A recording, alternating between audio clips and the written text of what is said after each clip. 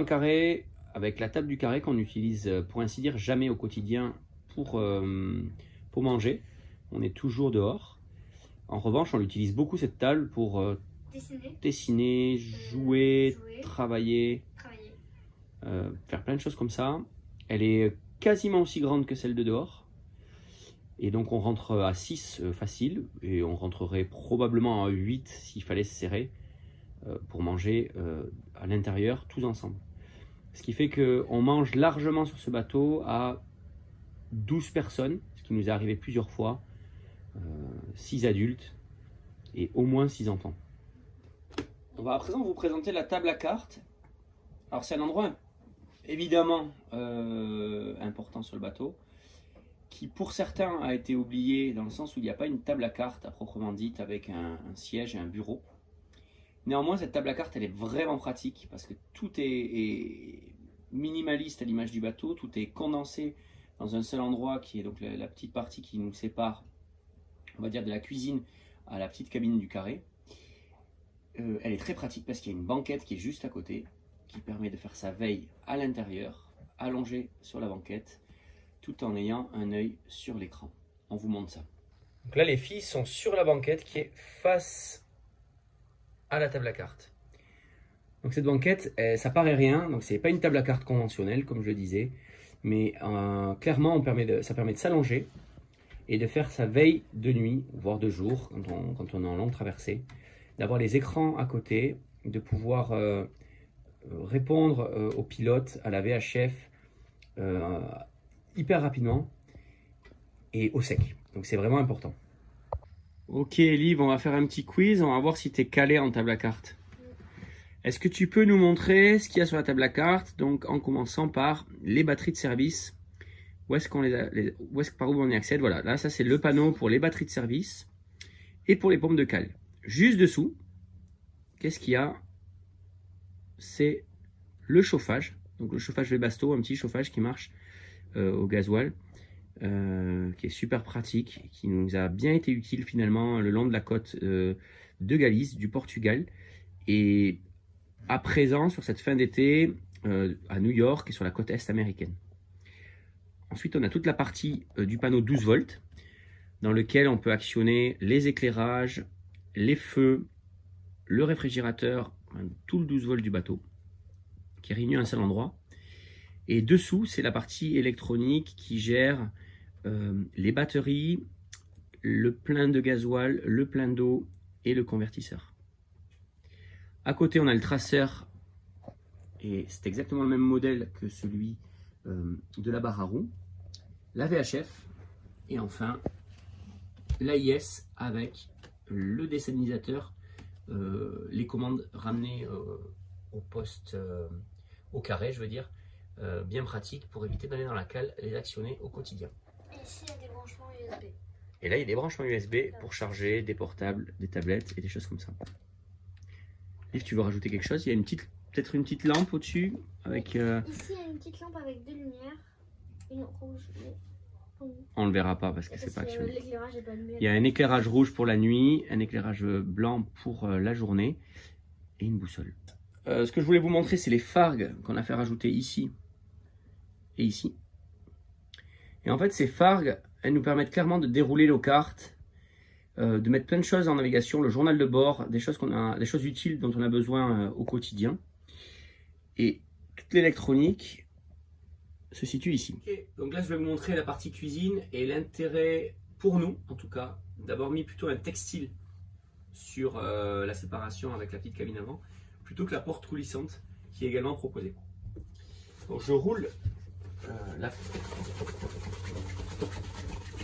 ce textile qui fait office de porte, qui permet de faire le noir et qui permet de s'isoler quand on couche les enfants le soir. Voilà, c'est très rapide, ça se met là. L'avantage, c'est qu'on a pu placer cette fargue et cette fargue. Parce que la porte coulissante, sinon, vient comme ça. Et elle vient rentrer à l'intérieur. Elle vient coulisser sur ce plateau-là. Et donc, en fait, cet espace-là est un peu perdu, puisqu'il est nécessaire pour faire coulisser la porte. Donc, nous, on avait besoin d'un peu plus d'espace pour pouvoir mettre un Thermomix, des bouquins de cuisine, des choses comme ça. Donc c'est vrai que c'est une bonne alternative quand il y a du monde à bord et quand cette cabine est utilisée tous les jours. Liv, qu'est-ce que tu fais sur le plan de travail? Je vais vous montrer de 1. Bon, bah, je crois qu'il est pas. Ah, mais il n'y a pas. Non, il n'y a pas le cas. Ah, d'accord. Le four. Ok, donc tu as un four. Et ça se ferme pour quand on est en navigation. Quand on est en navigation. Et il y a deux gaz électriques. Un grand et un petit. Ok, avec des rangements derrière et des plaques en inox pour éviter les projections. Ici, il y a un double évier. Et la poubelle qui s'ouvre comme ça. D'accord. Et des rangements en plus en haut Ouais. et des rangements Ici, sur le meuble du bas. là. Donc on arrive avec tous ces rangements, plus les rangements qui sont sous la couchette du carré, à mettre des vivres pour 6 personnes, voire 8 personnes pendant à peu près 3 mois. Puisqu'on avait prévu de pouvoir traverser les 2 océans presque en une fois. Il y a peut-être un rangement dont on a oublié de parler. Tu te souviens où il est? Le frigo. Oh, le réfrigérateur, oui. Sous les banquettes du carré. Allez, on vous montre. Ah oui. Ok les filles, donc on a parlé des rangements de la cuisine. On a vu qu'il y avait 3 rangements sur la partie supérieure. Il y avait 3 grands tiroirs plus un rangement sous l'évier. Là, c'est le rangement du quotidien, le petit déjeuner, les pâtes, le riz, les choses faciles d'accès. Ensuite, on range des caisses sous le lit du carré. Ouais. Et là, on a une dizaine de caisses où là, on range le stock pour les longues périodes. Pour 3 mois, ouais, au moins 3 mois. En tout cas, à 6, donc ça fait quand même beaucoup de choses à ranger. Mais aussi, on a un petit rangement qui s'est rajouté. Et ça, il est super pratique. C'est un rangement sous les matelas du carré. Si elles arrivent à ouvrir. Ah, voilà. Voilà. Donc là, il y a 6 rangements très profonds, de tailles différentes évidemment, dans lesquels on peut rajouter, pour notre part, on a mis des conserves. Quand on faisait des conserves, on les prépare, on les fait cuire et on les pose là.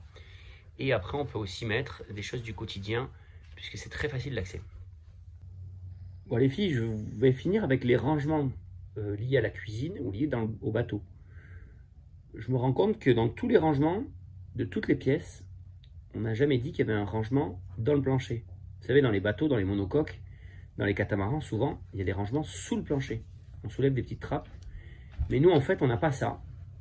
Par contre, on a une grande trappe. Ouais. Et qu'est-ce qu'il y a dans cette trappe? Oui, sortez-le, s'il te plaît. Il y a la cale. C'est la cale technique du bateau. Voilà. Et ça, c'est vraiment l'attrait des trimarans. Donc sur le Nil 43, cette cale, elle est déjà très grande. Oui, elle fait La tout le long du bateau. Lib, elle est debout là. Et sur le Nil 47, je vais y arriver, 52, ben, elles sont forcément encore plus grandes. Oui. Là, on va vous faire visiter. C'est vraiment exceptionnel comme endroit, que ce soit pour réparer, pour ranger et stocker encore des choses. La caisse à outils. La caisse à outils, les outils du quotidien, les petites réparations du quotidien. Enfin, il y a vraiment plein de choses. Et ce qui est techniquement vraiment agréable, c'est que tout est accessible hyper facilement. Et on fait le tour du moteur. Donc ça, c'est vrai que c'est hyper agréable. On te suit, Liv? Ouais. Voilà, on est dans la cale. On est côté électronique. La cale est divisée en plusieurs parties. D'un côté, on a l'électronique et l'électricité. D'un côté, on a l'eau avec la pompe. D'un autre côté, on a le dessal, le chauffage et le moteur. Et donc là, je vous montre rapidement. Derrière, il y a toute l'électronique avec la gestion des panneaux solaires. Ici, on a le convertisseur, le 220 volts et le dernier chargeur de panneaux solaires pour les panneaux solaires qui sont derrière le bateau. Voilà, je me suis mis de l'autre côté. Donc Romy est assise sur la cuve à eau qui fait à peu près 500 litres. Là, j'ai la cuve à gasoil. De l'autre côté, j'ai plein de rangements. Donc il y a la possibilité de rajouter une cuve à gasoil en réalité de 300 litres. Nous, on y a mis tout l'outillage du quotidien. des réservoirs supplémentaires pour les traverser. Et donc là, on a toute la partie haut du bateau avec les 2 pompes pour alimenter en eau chaude, en eau froide et le petit cumulus qui est juste derrière. Maintenant, on vous amène dans la partie moteur qui est encore derrière, donc dans l'autre pièce. Alors Liv, tu répares le moteur? Non. Qu'est-ce que tu fais? Je le regarde. Tu le regardes. Tu voulais nous montrer donc le côté moteur, comment ça se passe. Donc je m'avance un tout petit peu. Donc voilà, là il y a Liv qui est cachée derrière le moteur. Elle peut faire le tour, elle peut se mettre de ce côté. Voilà, on peut passer des 2 côtés. L'espace est vraiment grand pour travailler dessus. Et donc au-dessus d'elle, elle a le chauffage. Et sur le côté là, le dessal. Oui. Tu me fais visiter la dernière pièce du bateau? Oui. Qu'est-ce que c'est cette pièce qu'on n'a pas fait visiter? C'est la salle de bain. Bon, c'est pas forcément la pièce à laquelle on aurait pensé en premier. Néanmoins, c'est une pièce importante, puisqu'il y a une seule salle de bain sur le Nil, 43, hein, qui fait clairement partie aussi de son esprit minimaliste. Alors, avec un seul WC. Un WC, derrière on a une machine à laver. Et avec une petite machine à laver derrière, bien pratique. Là, on a mis quelque chose pour mettre des choses dedans. Là aussi, des rangements. Des rangements. Là, il y a un lavabo. Là, tu peux mettre le papier toilette. Et ici, voilà, tu allumes l'eau et tu tires ça pour faire l'eau. Voilà, là on est derrière les toilettes. On a fait rajouter une petite machine à laver 3 kg. C'est très pratique pour le quotidien. Même à 6, on arrive à faire une lessive. Bon, on fait une lessive par jour à 6 pour les choses du quotidien. Voilà, au-dessus, on a fait rajouter quelques petites pochettes de rangement sur cette partie-là.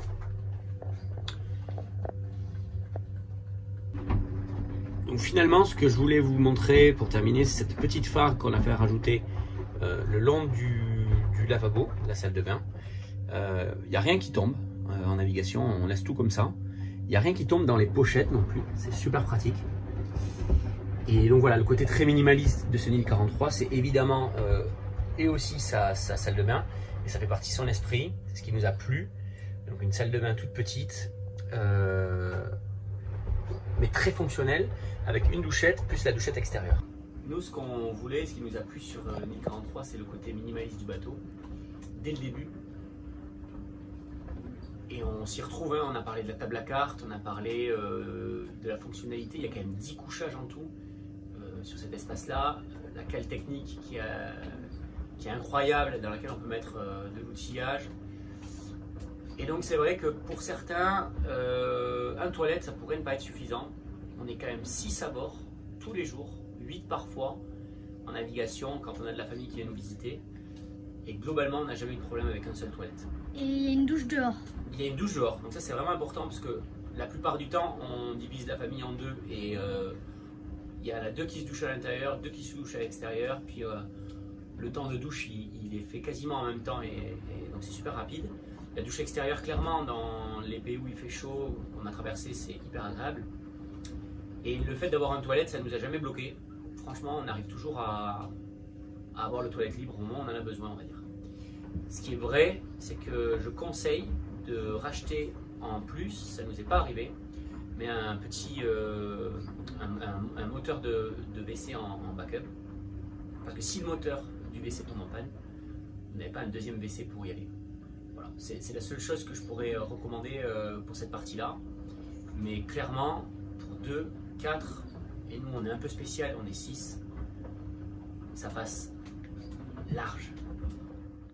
Bon voilà, on a fait le tour de la cale, on a fait le tour du bateau au travers de plein de petites vidéos.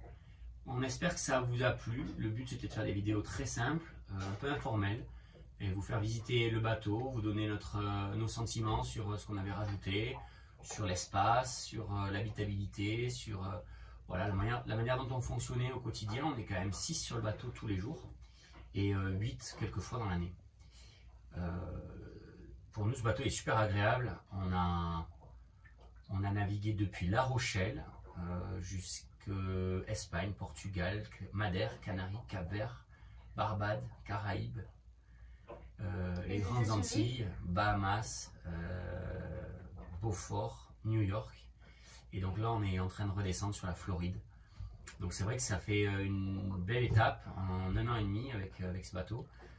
Et on espère que cette petite visite vous a plu. Et puis on espère que si vous avez n'importe quelle question, on puisse y répondre. Voilà, allez, on vous laisse et n'hésitez pas à nous contacter.